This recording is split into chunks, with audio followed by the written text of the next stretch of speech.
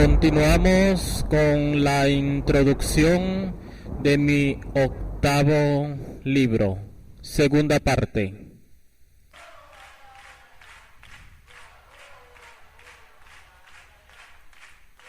Jesús crea una comunidad para la humanidad. Antes de dar inicio a este tema, vamos a estudiar un poco el Evangelio según San Mateo, tomando como apunte lo que dice la Pontificia Comisión Bíblica, el pueblo judío y sus escrituras sagradas en la Biblia cristiana. Este documento expresa que entre el primer Evangelio y el mundo judío son particularmente estrechas. Se manifiestan los detalles y la gran familiaridad con las escrituras, las tradiciones y la mentalidad del ambiente judío. Más que Marcos y Lucas, Mateo insiste en el origen judío de Jesús. Su genealogía presenta a Jesús como hijo de David, hijo de Abraham. La misión de Jesús durante su vida pública se limita a las ovejas perdidas de la casa de Israel y asigna los mismos límites a la primera misión de los 12. Jesús mismo se preocupa de precisar que no ha venido a abolir la ley, sino a cumplirla. Con esta breve ojeada matiana, se aborda un tema polémico que ha existido en muchas corrientes teológicas, queriendo demostrar que Jesús fundó una nueva religión, y suelen citar el Evangelio de Mateo 16:18. Y yo te digo a ti que tú eres Pedro, y sobre esta piedra edificaré mi iglesia, y las puertas del infierno no prevalecerán contra ella. Fin de la cita. Para poder entender este versículo, hay que aclarar el origen y contexto de la palabra iglesia. Primeramente, esta palabra viene del griego ecclesian, que significa asamblea. Ecclesian fue el término que utilizaron los escribas del siglo II antes de la era común, que trabajaron en la primera traducción de la Biblia, pasando al griego la palabra hebrea kahal, que hace referencia a Asamblea Santa. Siempre que Dios convoca a su pueblo en torno a él, la Torá habla de kahal. Por tanto, Jesús convoca una asamblea para judíos y no judíos que creen en él. Entre tanto, la eclesía a la que Jesús hace referencia no es más que la humanidad reunida en torno a él. Es decir, una comunidad no solamente para el judío, sino para toda la humanidad. Número 4. La iglesia nace en Pentecostés, Shavuot, con un carácter universal, católico. Muchos cristianos, no tomando en cuenta la tradición apostólica y el magisterio de la iglesia, malinterpretan la lectura del capítulo 2 de los Hechos de los Apóstoles. La iglesia nace en la festividad de Shavuot o Pentecostés, una fiesta que fue instituida por la ley judía hace 1500 años aproximadamente. Lo podemos encontrar en Éxodo 34:22, Números 28:26, Deuteronomio 16:10, Tobías 2:1, Segunda de Macabeos 12:32. El inicio de la predicación apostólica fue el encabezamiento por Pedro y se dirige a los judíos que vivían en Israel y los que venían de la diáspora para celebrar Shavuot o Pentecostés. El primer papa de la iglesia naciente comienza su predicación hacia los judíos y habitantes de Jerusalén. Hechos 2:14.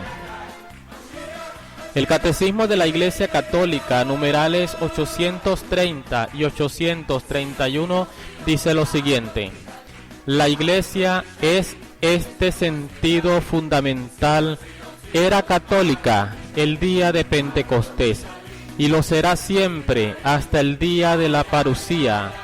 Es católica porque es enviada por Cristo en misión a la totalidad del género humano. Fin de la cita.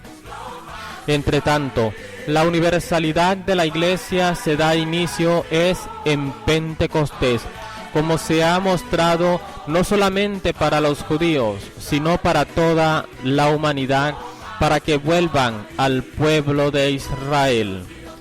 Como dijo el apóstol Santiago en el Concilio de Jerusalén, Hechos 15, 14, 18. Hermanos, oídme. Simón nos ha contado de qué modo Elohim, por primera vez, eligió tomar de los gentiles un pueblo consagrado a su nombre. Con esto concuerdan las palabras de los profetas, según está escrito: después de esto, volveré y edificaré la tienda de David que estaba caída, y reedificaré sus ruinas, y la levantaré, a fin de que busquen los demás hombres, dice el Señor, que ejecuta estas cosas conocidas desde antiguo.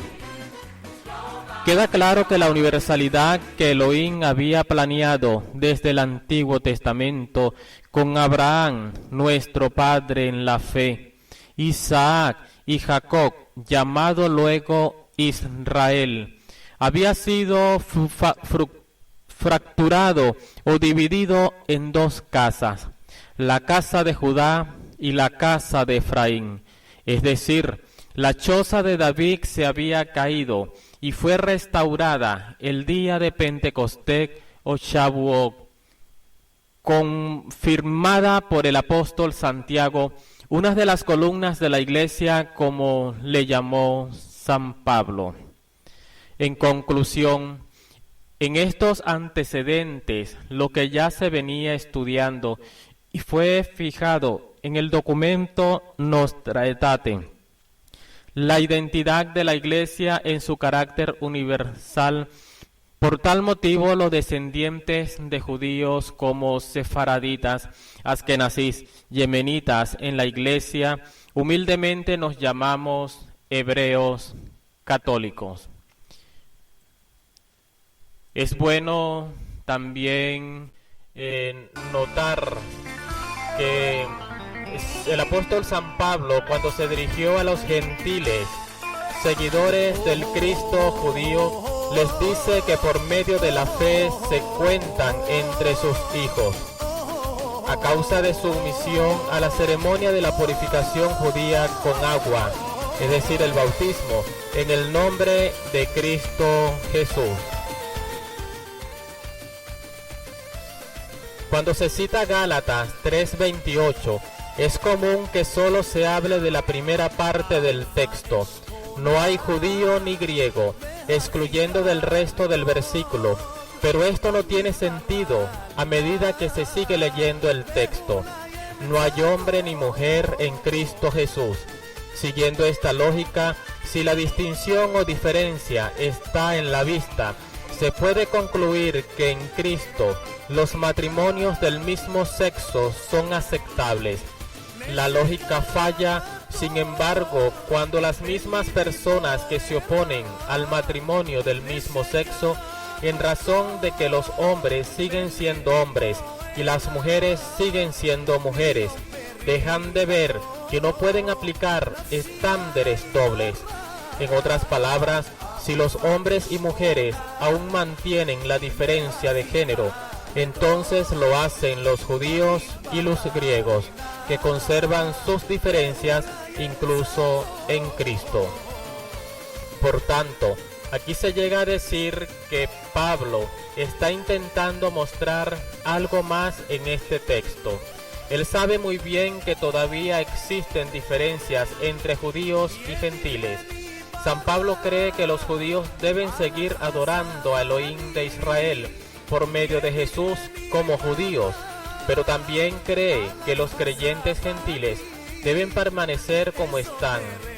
Para Pablo, esta es la manifestación exterior última del Shema Israel.